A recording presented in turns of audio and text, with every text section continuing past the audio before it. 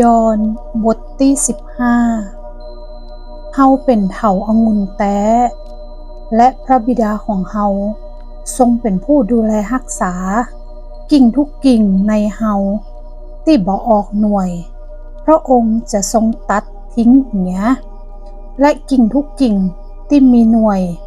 พระองค์ก็ทรงฤทธิ์เพื่อให้ออกหน่วยนักขึ้นท่านทั้งหลายได้รับการชำระให้สะอาดแล้วด้วยถ้อยคำที่เฮาได้กล่าวแก่ท่านจงเข้าสนิทอยู่ในเฮาและเฮาเข้าสนิทอยู่ในท่านกิ่งจะออกหน่วยคนเดียวบ่ได้นอกจากจะติดอยู่กับเถาจะได้ท่านทั้งหลายจะเกิดผลบ่ได้นอกจากท่านจะเข้าสนิทในเฮาฉันนั้นเฮาเป็นเถาองุ่นท่านทั้งหลายเป็นกิ่งผู้ที่เข้าสนิทในเฮาและเฮาเข้าสนิทอยู่ในเขาผู้นั้นจะเกิดหน่วยนักย้อนว่าถ้าแยกจากเฮาแล้วท่านจะยะสิ่งใดบ่ได้เลยถ้าผู้ใดบ่ได้เข้าสนิทอยู่ในเฮาผู้นั้นก็ต้องถูกทิ้งเหี่ยวเหมือนกิ่งแล้วก็เหี่ยวแห้งไปและเขาหอมไว้ขว้างในไฟเผาเหี่ยถ้าท่านทั้งหลายเข้าสนิทอยู่ในเฮาและถ้อยคำของเฮาฝังอยู่ในท่านแล้วท่านจะขอสิ่งใดซึ่งท่านปรารถนาท่านก็จะได้สิ่งนั้นพระบิดาของเฮาได้รับเกียรติย้อนเหตุจะอี้คือเมื่อท่านทั้งหลายเกิดผลนักท่านก็เป็นสาวกของเฮาพระบิดาทรงฮักเฮาฉันใดเฮาก็ฮักท่านทั้งหลายฉันนั้นจงยึดมั่นในความฮักของเฮาถ้าท่านทั้งหลายรักษาบัญญัติของเฮาท่านก็จะยึดมั่นอยู่ในความฮักของเฮาดังเหมือนที่เฮารักษาพระบัญญัติของพระบิดาเฮาและยึดมั่นอยู่ในความฮักของพระองค์นี่คือสิ่งที่เฮาได้บอกแก่ท่านทั้งหลายแล้วเพื่อให้ความยินดีของเฮาดำรงอยู่ในท่านและให้ความยินดีของท่านเต็มเปี่ยม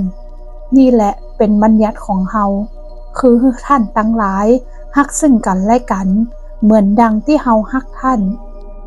บ่มีผู้ใดมีความฮักยิ่งใหญ่กว่านี้คือการที่ผู้หนึ่งผู้ใดจะสละชีวิตของตัวเก่าเพื่อมิตรสหายของตนถ้าท่านทั้งหลายประพฤติตามที่เฮาสั่งท่าน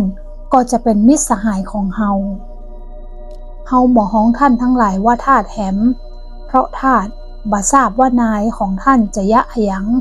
แต่เฮาฮ้องท่านเป็นมิตรสหายเพราะว่าทุกสิ่งที่เฮาได้ยินจากพระบิดาของเฮาได้สำแดงแก่ท่านแล้วท่านทั้งหลายบ่ได้เลือกเฮาแต่เฮาได้เลือกท่านทั้งหลายและได้แต่งตั้งท่านทั้งหลายไว้ท่านจะไปเกิดผลและเพื่อให้ผลของท่านอยู่ถาวรเพื่อว่าเมื่อท่านทูลขอสิ่งใดจากพระบิดาในนามของเฮาพระองค์จะได้ประทานสิ่งนั้นให้แก่ท่านสิ่งเหล่านี้เฮาสั่งท่านทั้งหลายไว้ว่าท่านจงฮักซึ่งกันและกันถ้าโลกนี้เกลียดจังท่านทั้งหลายท่านทั้งหลายก็รู้ว่าโลกได้เกลียดจังเฮาก่อนถ้าท่านทั้งหลายเป็นโลกก็จะฮักท่านซึ่งเป็นของโลก